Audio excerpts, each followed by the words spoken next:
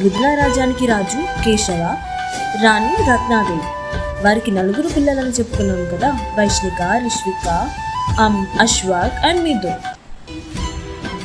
So ఇప్పుడు చూస్తే ఆ 4 పిల్లలు చాలా బాగా చదువుకుంటూ ఆనందంతో ఆడుతూ పాడుతూ అలా వాళ్ళ లైఫ్ని ఎంజాయ్ చేస్తున్నారు. పిల్లల ఆనందాన్ని చూసి తల్లిదండ్రులు చాలా అంటే బాగా హ్యాపీగా ఉన్నారు.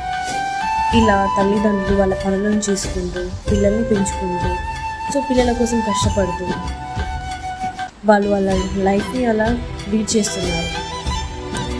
ఒకరోజు ఏమైందంటే వాళ్ళ చిన్న కూతురు ఆడుకుంటూ ఆడుకుంటూ ఆడుకుంటూ ఎక్కడికో వెళ్ళిపోయింది. సో వాళ్ళ ఇంటి దగ్గర లేదు ఆ పాప. అప్పుడు రాజు రాణి కలిసి వాళ్ళ పెద్ద కూతుర్ని పెంచారు. సో వాళ్ళ నాన్న వాళ్ళ కూతుర్ని పిలుస్తున్నారు, వైష్ణిక వైష్ణిక అనేసి. ఆ నాన్న చెప్పండి అనేసి వైష్ణిక వస్తుంది. చెప్పండి నాన్న ఏమైంది అంటే, సో రాజు అంటున్నారు ఏంటంటే, రిష్విక ఏదమ్మా మీ చెల్లి ఏది అనేసి అడిగారు. వైష్ణిక ఏంటి అంటే, నాన్న చెల్లి ఇంతవరకు ఇక్కడే ఉంది, ఇప్పుడే ఆడుకుంటూ ఆడుకుంటూ ఎటో వెళ్ళిపోయింది, చూస్తాను ఆగండి అన్నది.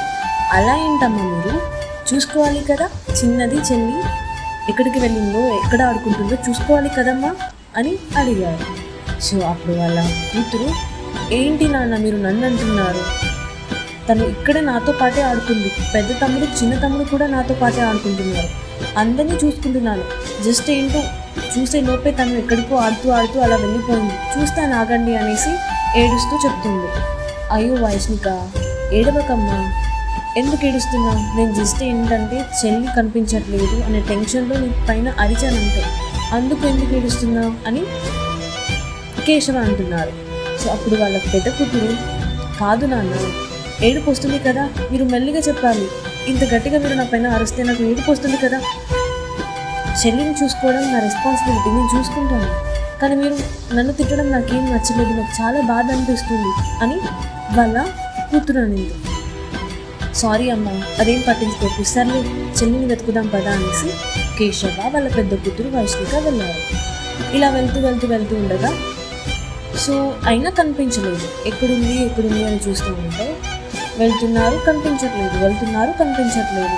అమ్మ రిష్విక ఎక్కడున్నావు రామ్మ అనేసి వాళ్ళ నాన్న వాళ్ళ అక్క పిలుస్తున్నారు.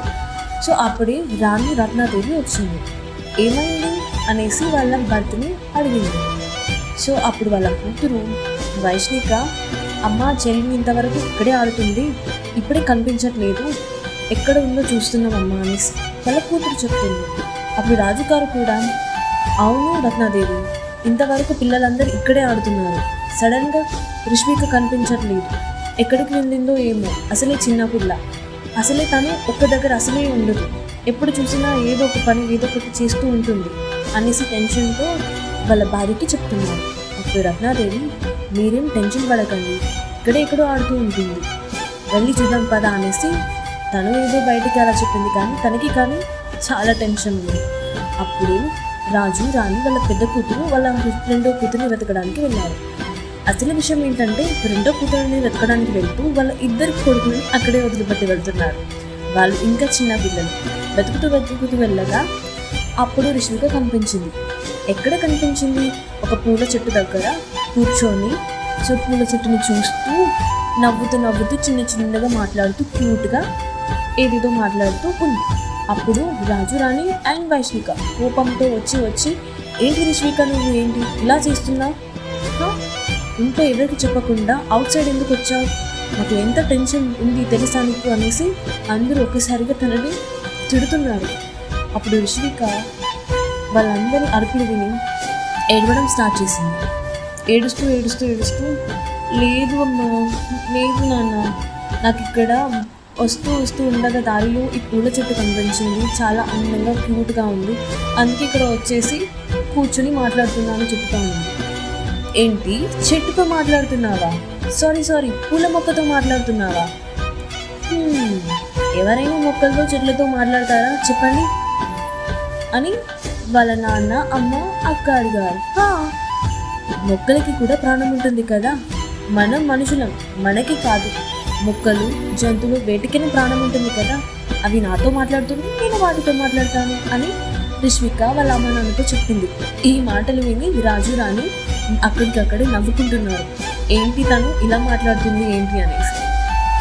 ఓకే, మాట్లాడింది చాలమ్మా, వెళ్దాం కదా అనేసి తనని తీసుకుని వెళ్ళాడు. అప్పుడు రిష్విక చెట్టుతో బాయ్ చిక్కి, బాయ్ బాయ్. సో నాకు నేను వదిలి వెళ్ళాలని అస్సలు ఏమాత్రం లేదు, కానీ మా అమ్మ నన్ను వచ్చి నన్ను తీసుకెళ్తున్నారు. అయినా నువ్వేం టెన్షన్ పడకు, నేను డైలీ నీకు వాటర్ తాగించడానికి వస్తాను, ఈవినింగ్ తాగించడానికి వస్తాను. తాగించడం అంటే ఏంటో తెలుసా? చెట్టుకు వాటర్ పట్టడం, మొక్కకి వాటర్ పెట్టడం. అది నీకు డైలీ వాటర్ తీసుకొస్తాను కదా.